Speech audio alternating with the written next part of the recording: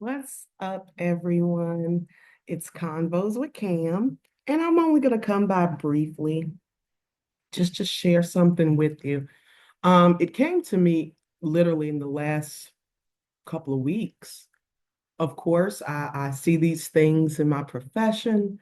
I'm now seeing it in our sport that we love, boxing.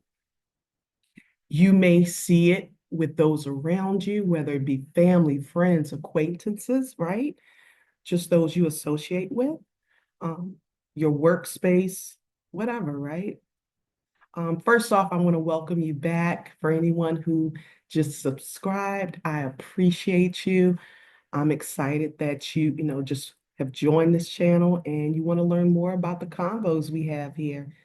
For those of you who continue to show your support, I love you and I appreciate you.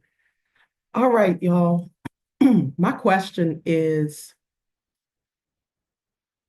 are you going to ever choose in whether or not you're going to be the victim or the survivor, the victim or the victor, if you will? Are you ever going to choose that? Right? So let's look at this because then we can circle back and reflect on a time when I was talking about DBT. And the biggest thing in DBT was that two opposites can both be true at the same damn time, right? Um, Now, professionally speaking, I don't agree with that in this sense because one focuses on what they have learned, how they can grow, their resilience, their adaptability, right? While the other focuses on pointing the finger, blaming external factors, others, environmental settings, whatever that may be, not taking accountability, responsibility in their role in certain circumstances. Now, let's not, go too far extreme with this, right? Because I know some people have a lot of all or nothing thinking, right? So we're not going to negate if someone experienced something where they were victimized. It's true. It happened. But once it starts to leak and bleed into other facets of one's life, now we got to step back and wonder, okay, what's your motivation? Hmm? Because it's giving manipulative behavior. It's giving, now we might have some personality traits kind of, sprinkled in there a little bit, right? Yeah. Yeah. And so I say, make up your mind because one day you want to play the survivor. I overcame. I was resilient. I am resilient. And then the next day, we're the victim again. So my question would, as I've asked, even in, professional settings, what need is trying to be met here? Hmm? What need is trying to be met? Oh, but let's take it a step further. What happens when individuals play both parts of victim and survivor, victim and versus victor? Okay, what happens? What about that enabler? Hmm? You can be doing all of these things subconsciously.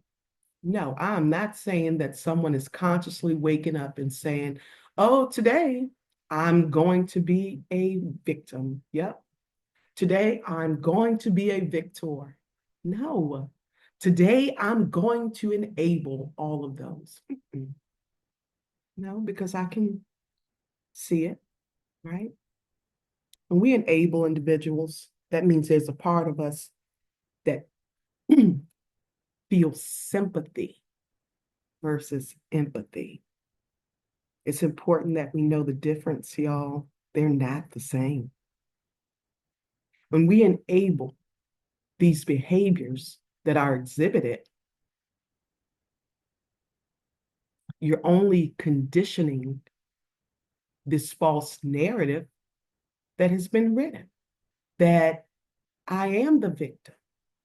See, look what they're saying. Look, y'all know I had a rough childhood. Y'all know what I went through, and it's time to maybe work on those things. Because how long do we play this game of blatantly ignoring truth?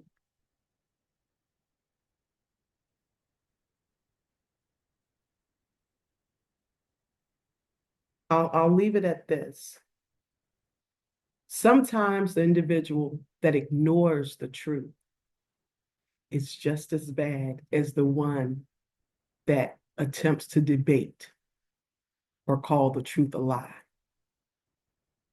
Think about it. You know, you can love people and not enable. Now, when it comes to sports, a long time ago, I spoke about hero worship. Yeah, it may be something that you can relate to that they share about their story, right?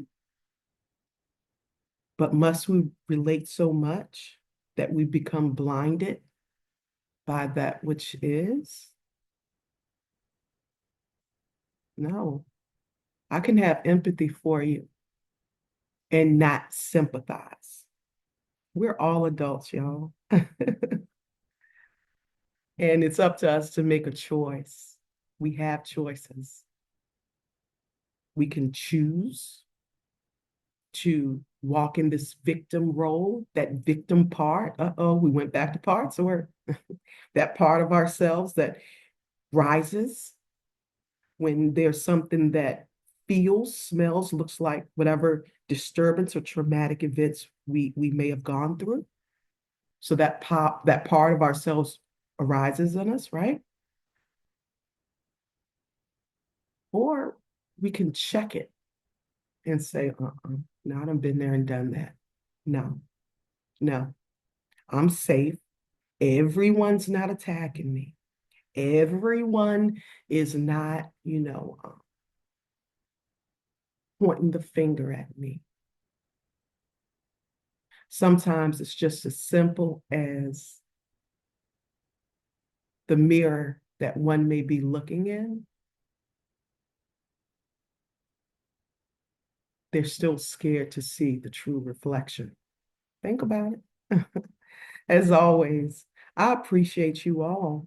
And I really hope that you do share your feedback, questions, comments, your take on this, anything that resonated. Peace and blessings to all of you. Be gentle with yourselves. We're all doing this thing called life for the very first time. See you soon.